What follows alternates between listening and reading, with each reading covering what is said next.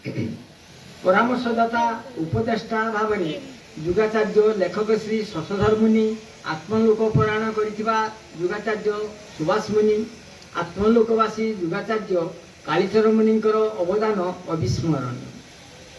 ଏହି ଶାଖା 1993 ମସିହା ସେପ୍ଟେମ୍ବର 11 ତାରିଖରୁ ରବିବାସରୀୟ ସାପ୍ତାହିକ ସତ୍ସଙ୍ଗ ଆୟୋଜନ କରି ଆସୁଅଛି ଏବଂ ଏହି ଅଖିଳ ଭୂମଣ୍ଡଳୀୟ ସର୍ବଶ୍ରୀମଣୀ ମୁନି ସମାଜ ଓଡ଼ିଶା ପ୍ରାନ୍ତୀୟ ଶାଖାର ପଞ୍ଜୀକୃତ ନମ୍ବର 438/31/3/1997 ତାରିଖ ଅନୁଯାୟୀ ହୋଇଅଛି।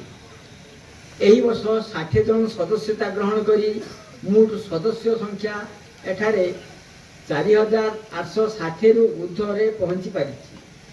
ସାପ୍ତାହିକ କାର୍ଯ୍ୟକ୍ରମର ସତ୍ୟଜ୍ଞାନ ପ୍ରଚାର ପ୍ରଥମ ରବିବାର ଯୁଗାଚାର୍ଯ୍ୟ କଳାକୃଷ୍ଣ ମିଶ୍ର, ଦ୍ୱିତୀୟ ରବିବାର